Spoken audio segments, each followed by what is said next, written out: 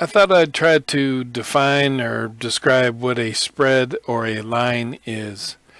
And in essence, a spread or a line is just a number to try to virtually make the game more competitive.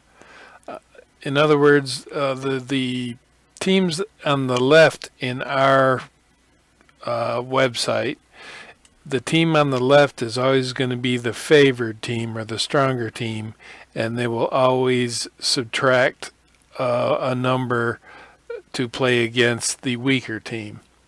But let's make this a little bit more clear. Let's say that we put a team of these guys against these guys. It's obvious that this is going to be the stronger team, correct? So on our sheet, these guys would be on the left and would be the favored team against the underdogs, this type of team.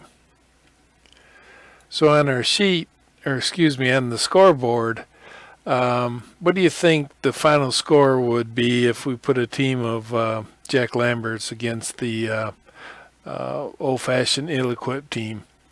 And I thought about it for a few minutes, and it was kind of scary, but I thought the pros would score 300 points to no points for the ill-equipped team.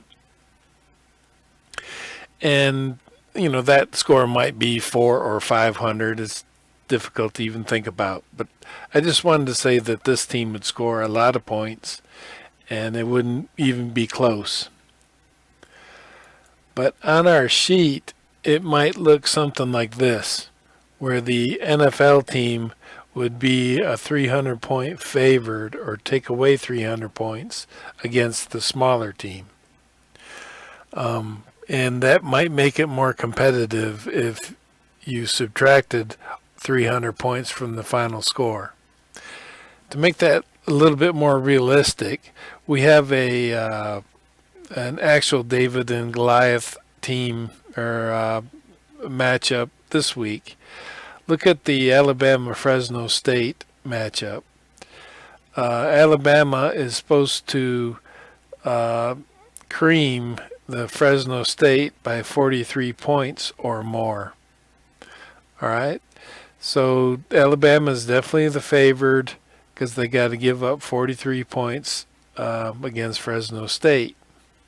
But let's say at the end of the game, the actual score was Alabama 50 to Fresno State's 10. That was the actual score at the end of the football game.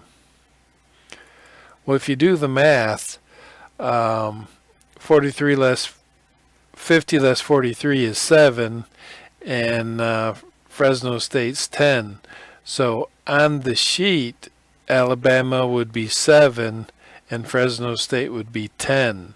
So that's how Alabama could win the football game in reality, but on our sheet, Alabama would be 7, Fresno State 10. So if you're bold enough to pick Fresno State, you would actually be the sheet winner or winner on our office football pool.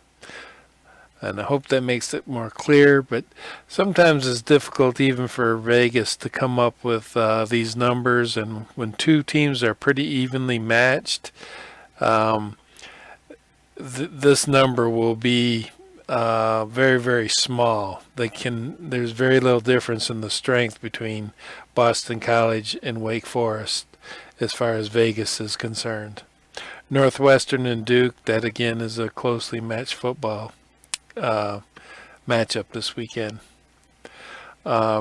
Kansas State is much stronger than the Charlotte 49ers, and Florida State is much stronger than UL Monroe. Northwestern is only a field goal difference between them and Duke. So there's a pretty closely matched football matchup this weekend. And I hope that makes it a little bit more clear about how those spreads work. It's just to make it a little bit more competitive on the sheet.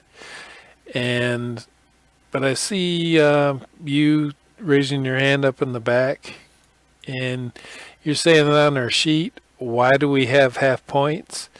And that one's an easy one. I hate ties. I never liked them.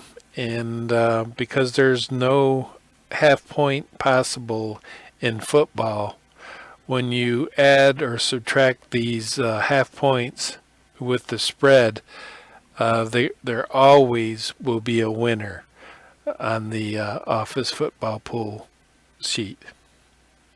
This is Mark with the office football pool. See you again next time.